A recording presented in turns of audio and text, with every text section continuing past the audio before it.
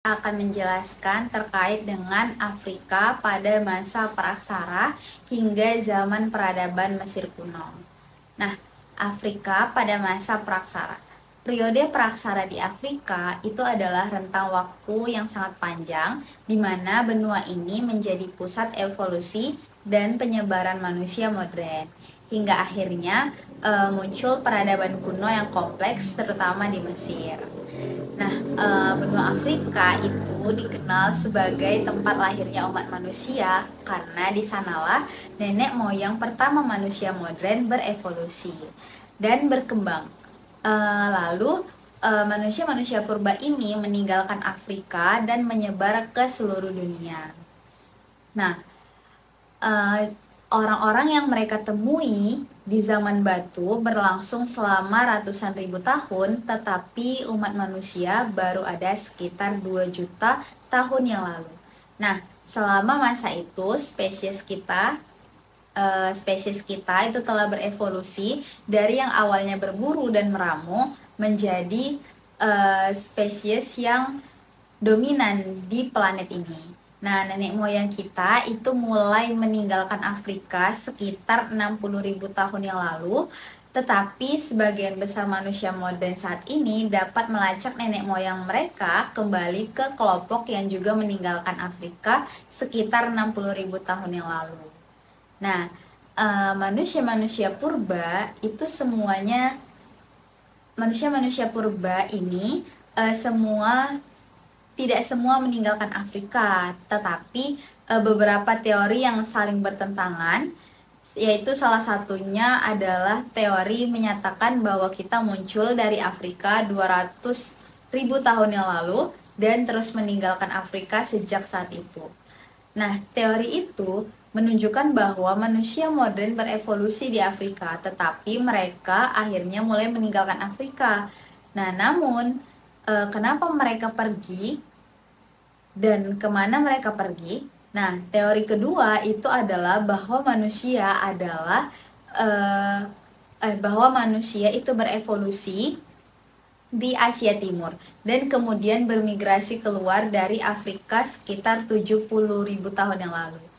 Nah, teori kedua ini menunjukkan bahwa manusia modern berevolusi di Afrika, tetapi mereka tidak meninggalkan benua itu hingga sekitar 70.000 tahun yang lalu. Nah, ketika nenek moyang kita meninggalkan Afrika, mereka menghadapi banyak sekali tantangan. Nah, salah satu yang paling serius adalah hilangnya hutan tropis. Nah, yang menyediakan sumber makanan berkelanjutan dan juga iklim yang stabil. Nah, banyak hewan liar, terutama hewan besar seperti gajah dan juga singa yang punah di Afrika setelah manusia pertama pergi. Nah, hal ini berarti manusia tidak lagi memiliki banyak sumber protein untuk menopang mereka selama perjalanan. Manusia pertama yang meninggalkan Afrika bukanlah nenek moyang manusia modern, melainkan spesies manusia purba yang berevolusi di Eropa. Dan mereka bertahan hidup hingga sekitar 40.000 tahun yang lalu sebelum punah. Nah, manusia modern paling awal meninggalkan Afrika 60.000 tahun yang lalu, tetapi sebagian besar dari mereka itu tidak bertahan hidup lama setelah kepergian mereka. Nah, hal itu mungkin karena manusia paling awal tidak dapat menemukan sumber daya yang cukup untuk menghidupi populasi lebih dari beberapa lusin orang. Lalu, yang kedua adalah Afrika pada masa peradaban Mesir kuno. Nah, peradaban Mesir kuno adalah peradaban kuno di sebelah timur laut benua Afrika yang berpusat di daerah hilir Sungai Nil, yakni kawasan yang kini menjadi wilayah negara yaitu Mesir.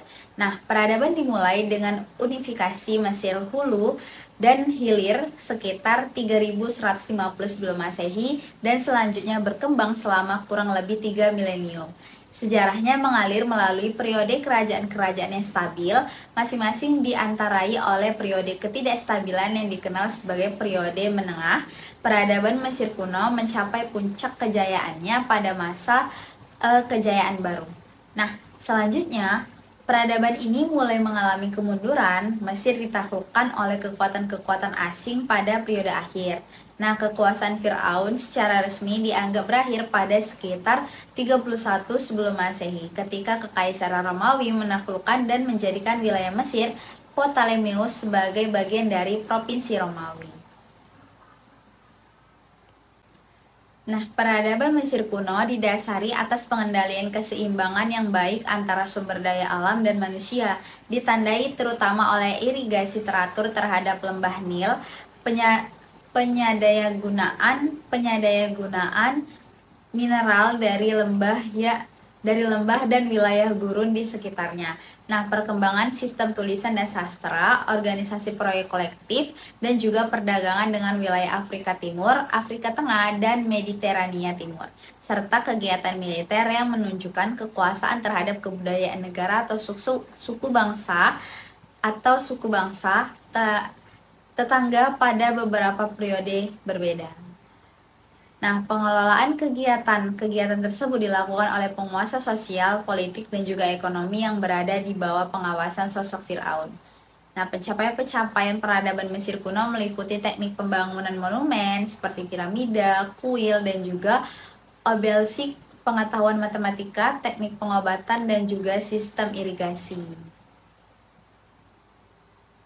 Nah, peradaban Mesir kuno merupakan peradaban kuno di bagian timur Laut Afrika. Peradaban ini berada di sepanjang wilayah Mesir Hulu sampai Mesir Hilir yang dilewati oleh Sungai Nil. Nah, Mesir kuno didasari atas kontrol keseimbangan yang baik antara sumber daya alam dan manusia.